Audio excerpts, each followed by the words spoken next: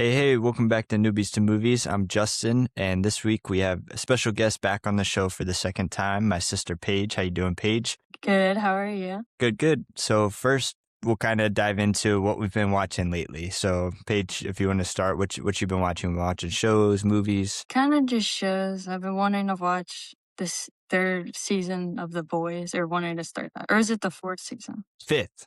Fifth season. Yeah, the final season. Yeah. I've been wanting to watch that. I don't know. I haven't been watching it much Yeah. lately. Yeah. I've been watching a lot of TV shows. It's been kind of holding me back on movies, but I watched Spider Noir this week. We finished that. It was a really good superhero show, but I feel like even if you took out the fact that he was Spider-Man, it was like a really fun noir crime thriller set in the 1920s, which is really great. Obviously starred Nick Cage, but I think the cinematography was great. The soundtrack was great for that kind of film style.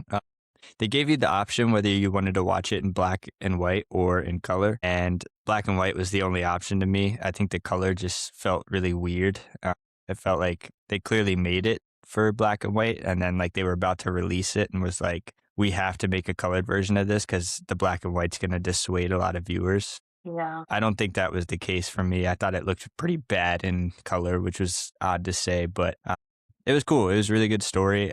I hope they make a second season. I don't know how well it will do. I didn't see much marketing for it, but I liked it. I enjoyed it a lot. Yeah. I did not know about that, like the black and white movies, because, yeah, so many people just write off black and white movies. Like they're not going to watch them. Yeah, but I think it perfectly fits like the story that it's trying to tell, which was neat.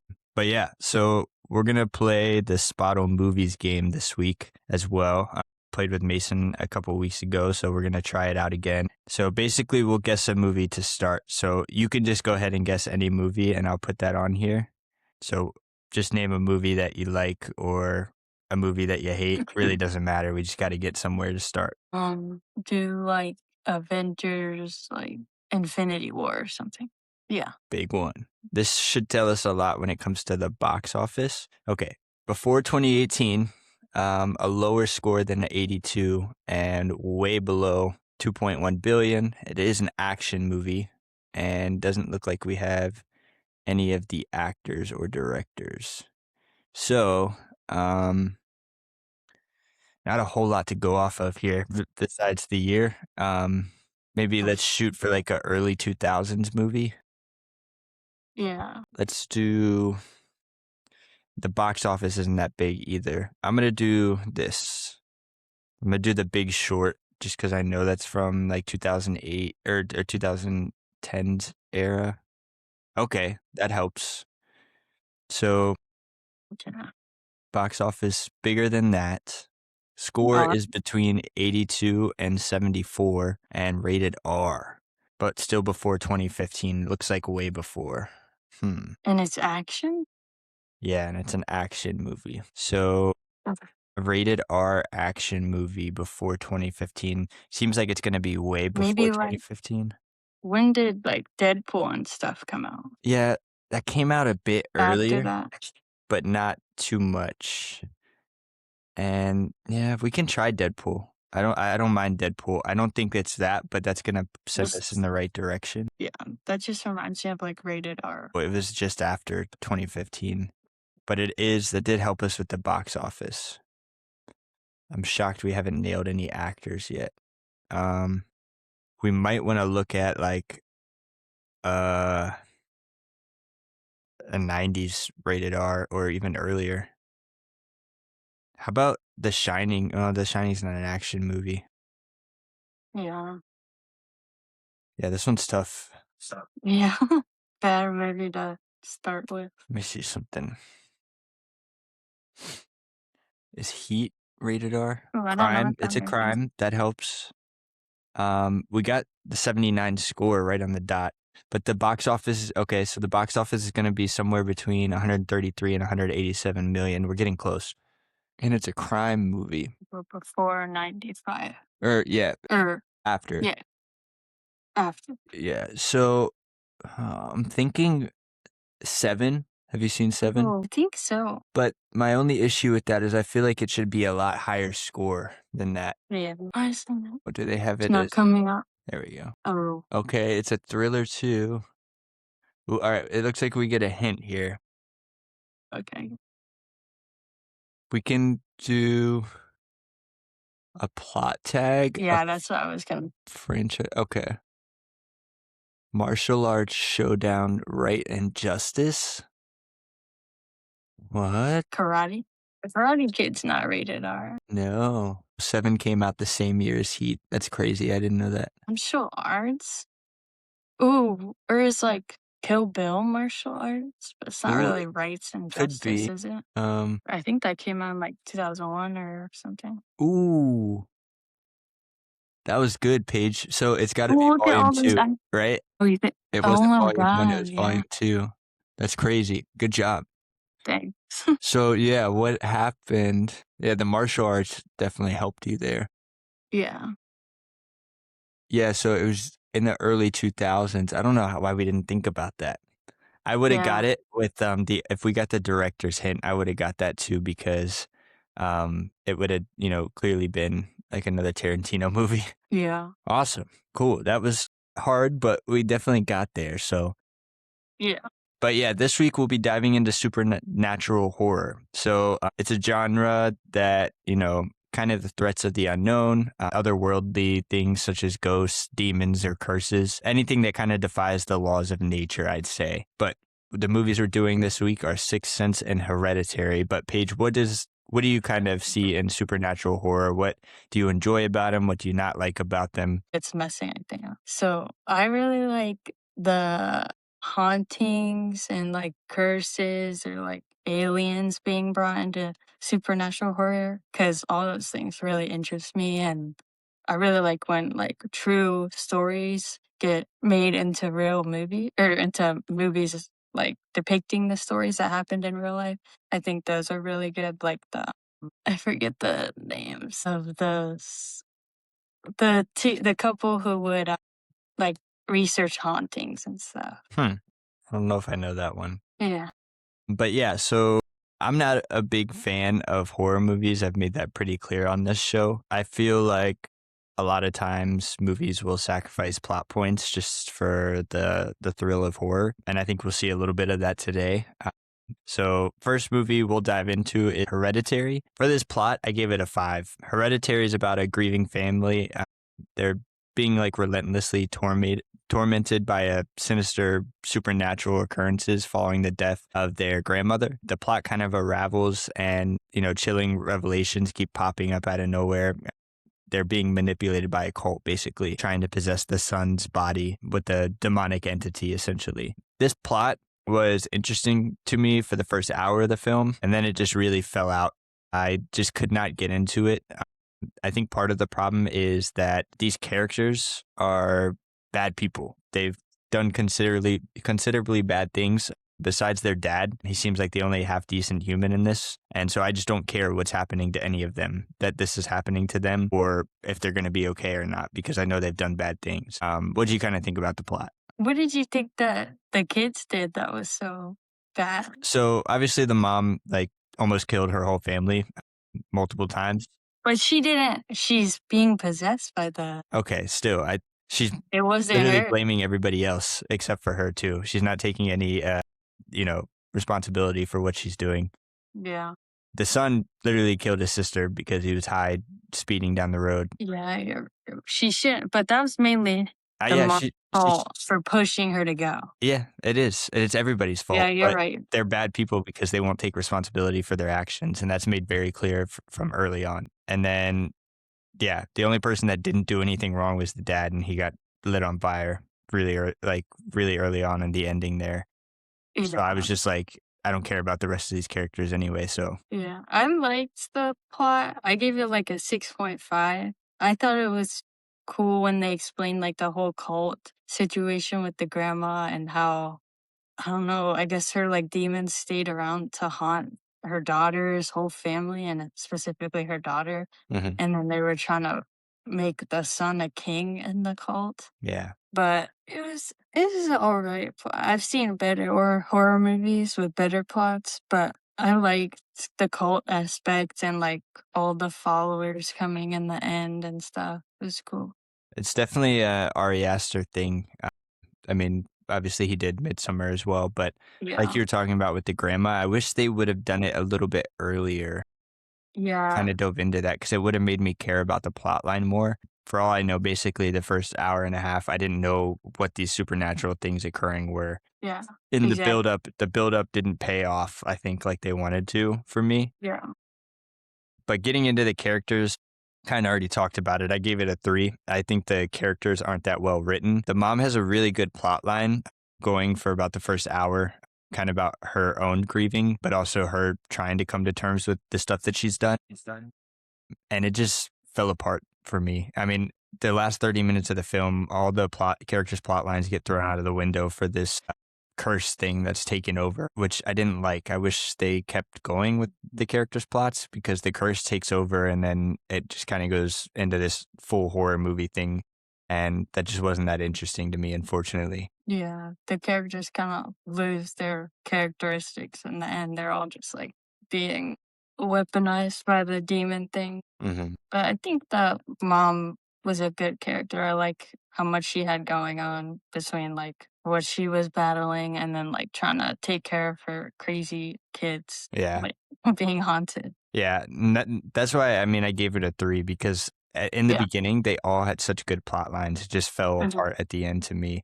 I was excited, like from the first hour. I was like, okay, this is good, horror telling themes. And this is how it should be. And then it just see ya, which sucked. Yeah. The cinematography, I gave it a 7. I actually thought it was done pretty well. I thought a lot of the shots were really well done. A lot of rigid framing and very unnerving restraint, especially, the kind of nightmare scenes that they had, Yeah. but used a lot of panning shots as well to kind of hide terrifying elements. Obviously, in a horror movie, you're going to have those jump scares, that kind of stuff. So, and they did it well with the shots, whether it was seeing the mom hanging out on the wall in the background, like Spider-Man, or, just stuff like that. It was pretty well shot. Yeah. I like the part where near the end, like right before the final scene where she's like levitating and then gets taken up into the treehouse and like the red light is shining down on her. It just looks crazy. It was really good cinematography. The lighting was good. Yeah, and the dream scenes were crazy when you didn't know if it was real or if it was a movie. Yeah. For dialogue, I gave it a 3. I really didn't like the dialogue in this movie. One line I could kind of remember was, from the mom, and she said, I can't forgive because nobody admits anything they've done. You literally have not admitted to anything that you've done. That's my frustration. This whole movie is a lot of the characters are very one dimensional. And they become that way because of the horror, I believe. Instead of, developing the arcs that were set up at the beginning, they just kind of fall into these flat horror characters. And I just didn't like it that much. And the dialogue definitely took a big hit from that to me. Yeah, there wasn't memorable dialogue really. I do like, yeah, the quote you said. That was from the like arguing kitchen scene, right? Yeah. That Yeah, was the I like most that part. that was Yeah, the most memorable scene to me just because there was a lot of intensity in it. yeah, And that was kind of the peak of me sitting up in my seat saying, oh, wow, they might actually be doing something here with a horror movie. And then it just disappears, yeah. Then it which went down which is bad. rough. You know, yeah, that was the best dialogue in the movie. And then set design, I gave it a 7 as well. I thought this looked pretty good. I thought the dollhouse metaphor throughout the whole movie was pretty cool.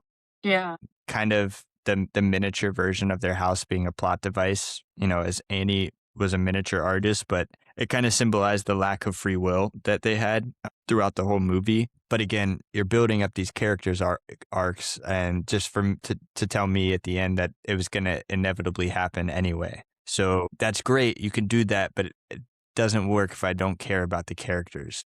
You know what I mean? What'd you kind of think of the set design? I gave it an 8. I did really like the how the mom made miniatures of like every scene of her life was interesting, and you could tell how she was going crazy or the different times the camera would show us doing it.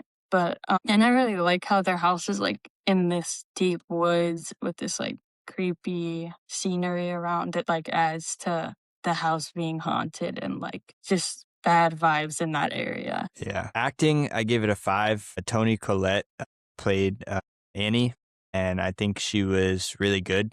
The rest of the cast kind of felt dull to me. The dad was just there. The 2 kids, obviously, the one died really early on in the film. And then the son, just kind of a wimpy kid the whole time. That kind of fell flat to me, except that one scene we did talk about. The dinner scene was pretty amazing. But besides that, I just couldn't, give it much more points on the acting. She kind of carried through this whole story. Yeah, I gave the acting like a 7. I did really, the mom is the standout actor for sure. I like the little girl did fine, but she didn't really have much dialogue. But the like clicking and I thought her acting was pretty good for when the short amount of time she was in the movie. Yeah, that was definitely an interesting decision, too. I don't know. All I knew about this movie coming into it was that she was in it, and obviously she's on the cover as well. Yeah. I know she technically plays a role in The Haunting afterwards, but just kind of a weird character with not much dialogue. Obviously, it's kind of portrayed that she has something wrong with her, Yeah. but we don't really get to find out what Yeah. or why she's killing birds, or it's just like she's part of this demonic cult too, obviously, when she dies. Yeah, it was I think, interesting. yeah, she like grew up with like, or at some point the daughter had to leave her family and grow up with that grandma, right? I feel like that is why Yeah, she's so weird because just that like she's short been around it. that, yeah, the crazy lady. Yeah, interesting to kill that character off very early in the I film. know. Maybe not even halfway through. Yeah, I know she still plays a role, but it's definitely a decision. Directing, I gave it a 4. Aster originally pitched the movie to the studios as a family drama that kind of curdles into a nightmare, kind of aiming to explore the corrosive effects of trauma and grief through a lens of this tragedy. But I just feel like those were so heavily hit on early in the film and then thrown out the window, and that's what frustrated me about this movie, especially compared to his arguably bigger work, Midsommar. I think that portrayed those same themes and elements in a lot better way than this did. Yeah, I gave the directing a 5. I liked it. I like him as an actor, but I do think Midsummer is a lot better than this movie, and the directing in that movie was better. I think it could have been more consistent throughout in the directing and characters, the acting, all of it. One thing I'd say too, I mean, I know it sounds like I'm just crapping on the movie, but I'd say the same the other way around too. This movie starts out for the first hour and 15 as a drama, and then hard switches into a horror movie. Yeah, I think you could put more horror in the beginning too. I know she gets decapitated pretty early on in the film, but not really a horror thing, more just like a shock, right? yeah. I think you could bring aspects of both and spread them out better across the movie. And we'll get more into that with the editing. But the soundtrack, I gave it a 5. Nothing stood out to me too much. I think they used the music a couple times at the end during the horror elements that definitely added to the suspense and thrill of the movie, but nothing too amazing in my opinion. Yeah, I gave it a 5 too. It's not, I had to like remember what the soundtrack was like, but it was just for suspense and to build the scene. Yeah. Themes, I gave it a 3. Obviously, we have themes of generational trauma, loss, mental illness, heavily relied on early in the film, but again, kind of evaded them in the last 30 minutes for horror elements. And this is what typically frustrates me about horror movies. So that's why, sorry, I had such a hard time watching this and getting through this. But yeah, I don't want to beat a dead horse here. I liked the theme. I gave it a 6, but I can see why you gave it lower. I Yeah. probably should have too. And I mean, they were good themes. Like I said, I Yeah. liked it in the beginning, and then it just fell flat towards the end of the movie for me. Yeah. Yeah. Once it was like explained, it was kind of done in just a horror movie. Yeah. Editing, I gave it a 5. Film heavily relies on the jarring cuts and subtle perspective shifts at the end of the movie, and it just couldn't balance out that grounded family drama and the horror aspect of it. I think if it was edited a little better, maybe added some points about the grandma earlier in the film and, what she's doing and what she's part of, it would kind of lead to a more suspenseful, more frightening ending, as well as a more meaningful ending when it comes to the themes. So I couldn't give it any higher than a 5 for the editing. Yeah, I agree with the 5.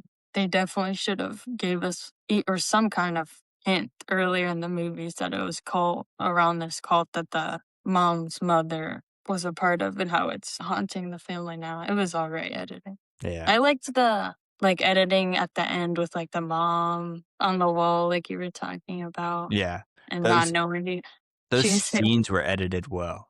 Like the horror aspect of it was pretty decent at the end. Yeah, I did like that.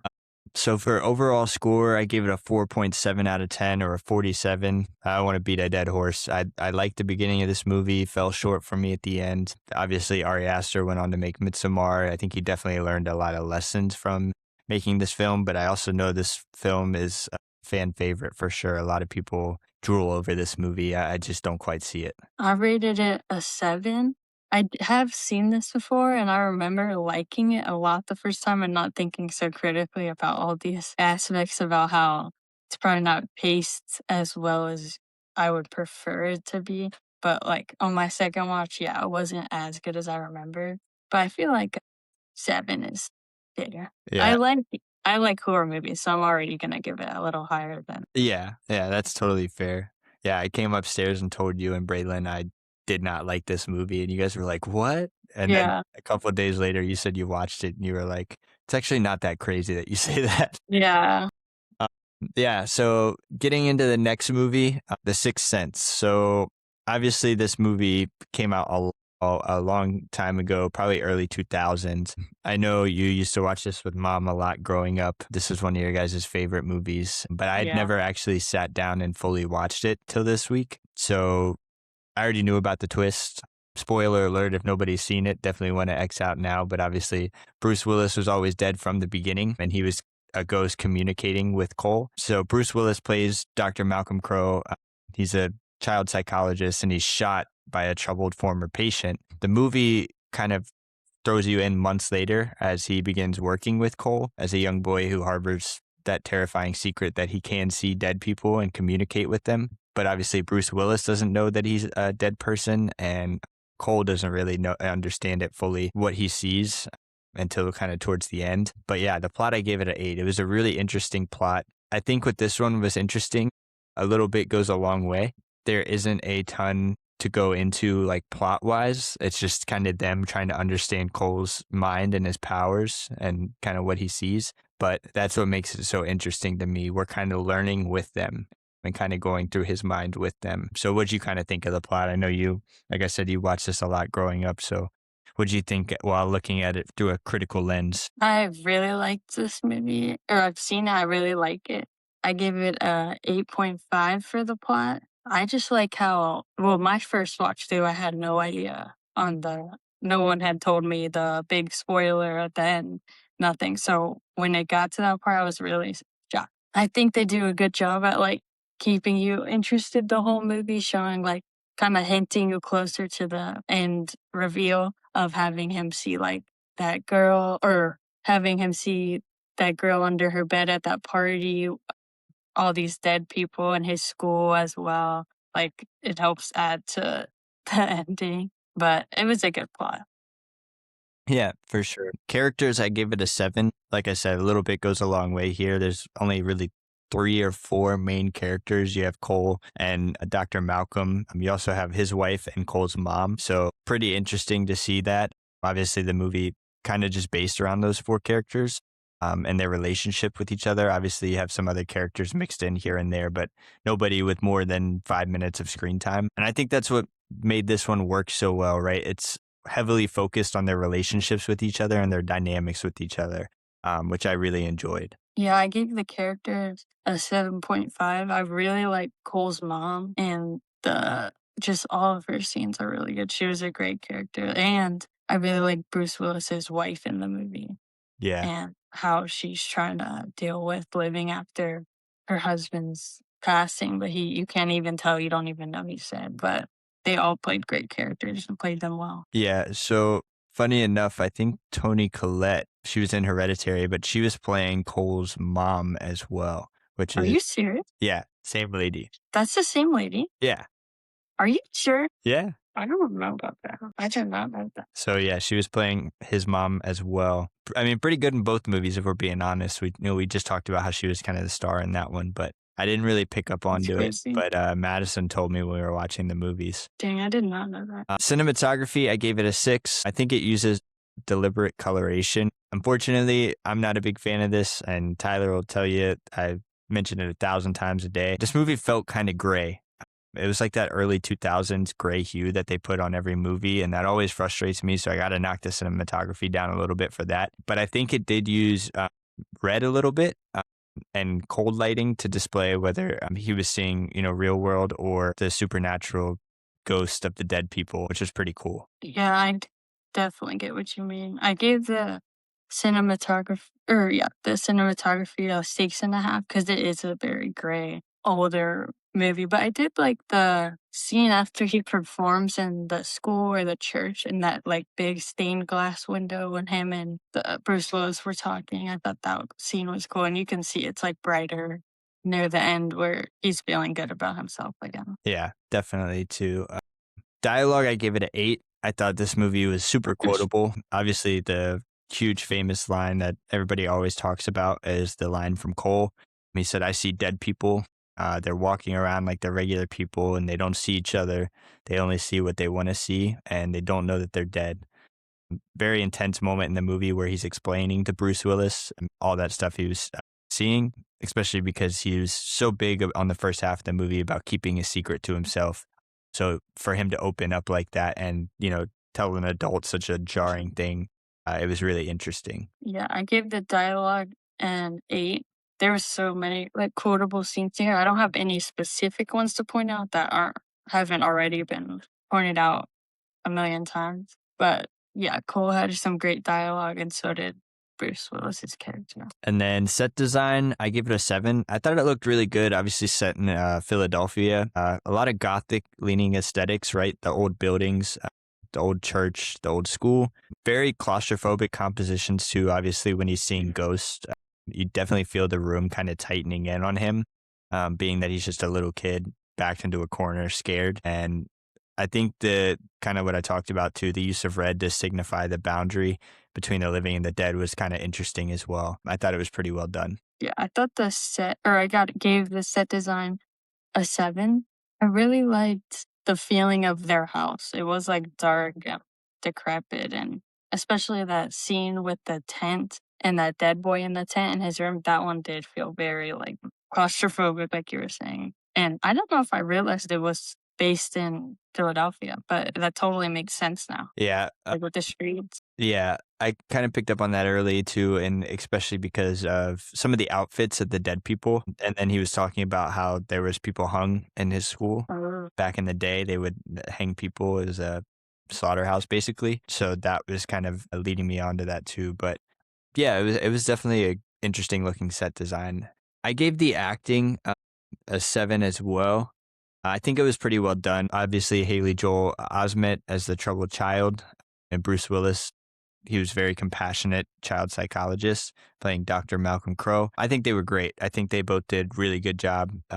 Obviously, the main plot point of the movie is through them. But yeah, I don't think it could have been much better per se, but some scenes did feel a little, I don't know how you say, stereotypical 2000s conversation. Yeah. Yeah. I gave the acting a 7.5. I thought, yeah, Haley Joel Osment did really good for his age, and this really like started up his career. And this is like one of Bruce Willis's like greatest movies in my opinion. I really liked it. And I wanted to point out how good the acting was of Malcolm's wife in the movie. Like they have no scenes, or they have scenes in the beginning talking, but like all the scenes past the beginning of the movie with him and his wife are so you can like I don't know, they're just so great. You can't even tell he's dead, but there's no talking between them. Like there's a scene at the restaurant where he's sitting in front of her and like he reaches for the check and she reaches and grabs it first, and like she's just so you can tell on the second watch how upset she is with her husband being gone. But the first watch you have no idea he's not even sitting there. Yeah. Yeah. Very neat and very different way to have to go into a role. I mean, you imagine being told that you have to sit with your co-star, but they're going to be talking to you and you can't express yourself in any way back towards them. very interesting. And we'll get into that a little bit more with the editing of this movie. But directing, I gave it an 8, obviously directed by M. Night Shyamalan. This was a huge hit of his, masterful direction. He ended up winning Academy Award for this for Best Director and highly regarded for its very suspenseful pacing, but brilliant use of visual motifs and then obviously the iconic twist ending. I think he did a great job here. Sure. And then soundtrack, I gave it a 6. I think it did a good job. I think it captured the film's eerie, emotional, and suspenseful tone. Definitely had a lot of orchestraical cues in the movie. I think it did its job. It kind of portrayed plot points, but it was nothing too crazy. Yeah, I liked the soundtrack. I gave it an 8. I thought it was good to support the movie and the different suspenseful scenes. Yeah. Theme, I gave it an 8. I think at its core, it's an emotional drama about confronting trauma, letting go of grief, and kind of the power of empathy with one another. Yeah, I really liked the theme of the movie. I gave it an 8.5. I really liked the emotional connections between Cole and his therapist and that. Yeah, I think they did a good job together in those scenes, kind of portraying, what it would be like for a child to be going through something like this, but also as an adult therapist, kind of haunted by his past and what happened to him with this previous patient was an interesting dive into the theme as well. And then getting to the, I'd say, golden medal winner here, I'd give the editing a 9. It was renowned for its sleight of hand. Obviously, so many scenes directed in this where with Bruce Willis sitting in a room, either talking with the kid or thinking he's talking to somebody in that room, but obviously him never being there. Very interesting award to go await it, very interesting way to go about it. It ended up winning the Oscar or an Oscar nomination, for Best Film Editing. I'd be curious to see who won over it. But obviously it's masterful manipulation of time, space, and the audience to portray its huge plot twist. Yeah, I gave the editing an 8. You have to have really good editing to have such a good, what's the word? Plot twist. Plot twist at the end. And I think he did that really well. Yeah. So overall, I gave this a 7.4 out of 10 or a 74. I really enjoyed this movie. I think I would have enjoyed it a little bit more if the plot twist hadn't been spoiled for me, but still a really great movie. And I can still appreciate how it was done and, how the acting and the editing and directing all kind of led there to that point. Yeah, I gave it an 8 out of 10. I've always really liked this movie, and I'm a big fan of this movie. The editing is great, and I'm a big fan of the characters in this movie. Yeah, definitely enjoyed watching those movies this week. And different for me. I'm not a big horror person. I don't know if you'd really call The Sixth Sense a horror movie per se, more of like a thriller, I'd say. But it was definitely interesting to dive into them and kind of see the differences and see, what direction these two directors were kind of headed in when it comes to those supernatural horrors. So now, today we decided we're going to do a movie draft, but not for supernatural horror, just because I haven't seen that many. But instead, we're going to do a draft of 2015 movies. So we'll do a couple different categories here. We'll do box office over 100 million global, Oscar nomination, drama, comedy, animated movie. So you can pick one or the other. And then action or horror. And then wild card, and then a movie that didn't age well. So something that came out that year that you look back and just say, yeah, that just wasn't it. Let me spin a wheel here. Spinning. Paige gets to go. Well, Paige, you can pick whether you want to go first or second. So obviously if you go first, it'll be a sec, or you can go second and then you get 2 picks. Okay, I'll let you go first. Okay, so box office. Actually, hold on. I think I'm going to go with a category I think is a little bit short in this year. So I'm going to go ahead and go comedy animated, and I'm going to take Inside Out. Yeah, I really like this movie. Obviously, we did Pixar a couple of weeks ago, but I think there wasn't that many good animated movies this year, so definitely want to get on top with one of the better ones. So I'll do 2 now? Mm-hmm. Or okay. So I'll take Oscar nom, and I'll do Boyhood. Ooh, That's the movie that was like filmed over, I think, 12 years. Yeah. Of all the actors in the movie's lives, but it was a great movie. I've seen it a couple times. All right, hold on here. I hate to break it to you. That came out in July of 2014. Bro, why did I just look it up and it showed me it? I don't know, man. Gonna have to get rid of that one. Yeah, I don't know why it's still showing me that. It probably got nominated for an Oscar in 2015, but it has to come out in 2014. What about the Grand Budapest? I think that would be the same. 2014. Why are they all coming up? And then If you just look up 2015 movies, it should have them there for you. I was just trying to make sure it was Oscar nominated. But So you want to say 2016 Oscars? okay, I'll take for Oscar nomination. I'll take The Hateful Eight. Yeah, let's go in. I haven't seen it yet, but I've meant to watch it like a bunch of times, and I know everyone loves that. Yeah, obviously a Tarantino movie, very Tarantino-y, but definitely a different style of plot, I think, than what he would normally do. And then you can go ahead with your second one when you're ready. Gosh, there's not even good horror movies in 2015. Ooh, okay. I'll do for comedy/animated, I'll take the movie Get Hard. Okay. Yeah. Honestly, this movie annoys the crap out of me. I almost put this on my didn't age well. Get Hard did? Yeah. I was about to say another personally one, don't but like it, but that's just me. yeah. Yeah, so for my next one, I'm going to go my Oscar nomination. I'm going to go The Big Short. I really like this movie. One of my favorites. Kind of goes into a really stacked cast, by the way, but it kind of dives into the 2008 financial crisis, the housing crisis, kind of how everything just fell apart, how people got greedy. Obviously, it has Ryan Gosling, Steve Carell, Christian Bale, Margot Robbie's in it for a little bit. Yeah, it's pretty neat. And then my second one, I'm going to go another big movie here, and I'm going to take it in the drama category. I'm going to go The Martian. Yeah. I really like this movie.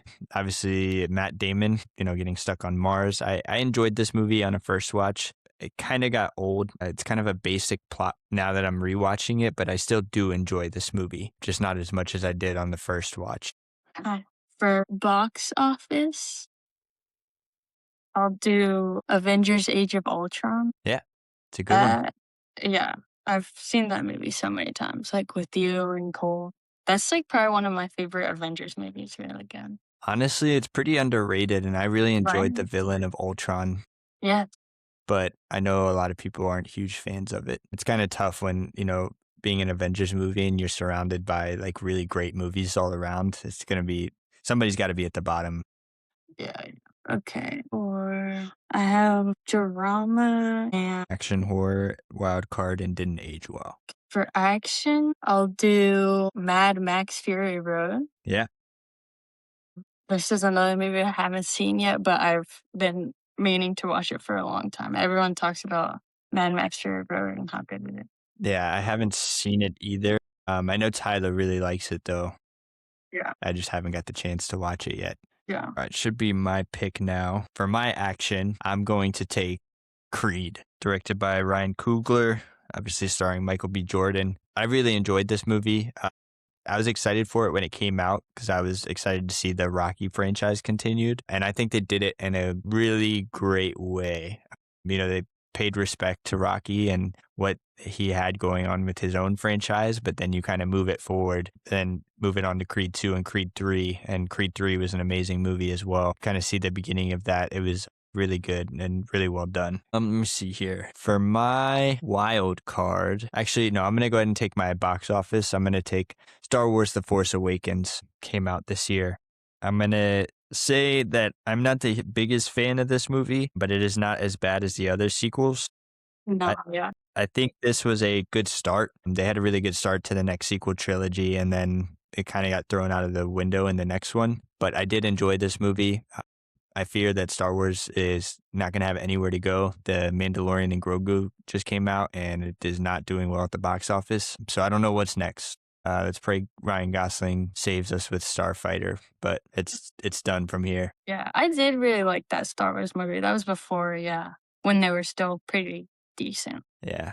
I feel like Dad didn't even like that one, but I thought it was pretty good. Yeah, it was fine. Okay, for wild card, I'm gonna do The Hunger Games Mockingjay.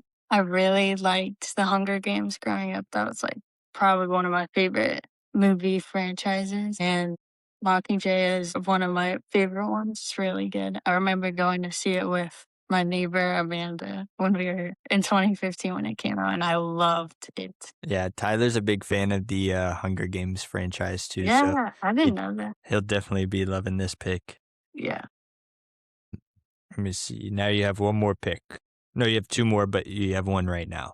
What is my other one? I have Drama. Didn't Age Well and Drama. Yeah. Or I did The Hateful. Did I do The Hateful Eight for drama? No, you did that for Oscar nomination.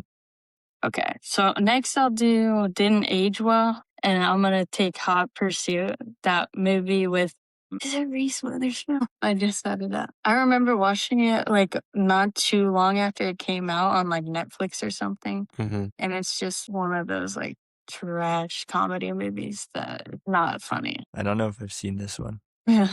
You can tell by the cover it's like not gonna be great. Sophia Vergara, how do you say? Vergara. And yeah, Reese Witherspoon. Okay. It's just corny and not good. Cool. So I got two picks here. For my wild card, Tyler's going to be pissed, but I'm going to take Sicario. I think this is a weak year, and so that's why Sicario is in my draft. I'm not the biggest fan of Sicario. When we did it on the show, me and him argued a lot about that. But yeah, it's a fine enough movie to take this year because there wasn't a lot going on. And then for my Didn't Age Well, I'm going to take the Fantastic Four movie with Miles Teller, Michael B. Jordan. Very bad movie, very poorly written. I tried to watch this 3 times that year when it came out, and I kept falling asleep. That's not good when making an action movie. But yeah, you have your last pick with drama. I'm gonna do The Reverend Oh, for yeah. drama. I haven't seen it either, but this is another one I really want to see. Leonardo DiCaprio's in it. I think Tom Hardy's in it too. Yeah, he is here. Have you seen it before? I have not seen it before. That's why I didn't take it. But yeah, I know it's regarded as a really, really good movie. It's like a battling movie on the American frontier. It's like a war movie. Drama. It's more about them action going out west and just kind of the fear of the unknown. I know he has a run in with a bear in this movie. Yeah, I think a lot of people think DiCaprio got snubbed of an Oscar for Best Actor for this movie. And that's definitely a big reason I want to see it too. But yeah, we can read through our drafts. I'll go first. Oops, just dropped my paper. So for box office over 100 million, we have Star Wars The Force Awakens. Oscar nomination, I have The Big Short.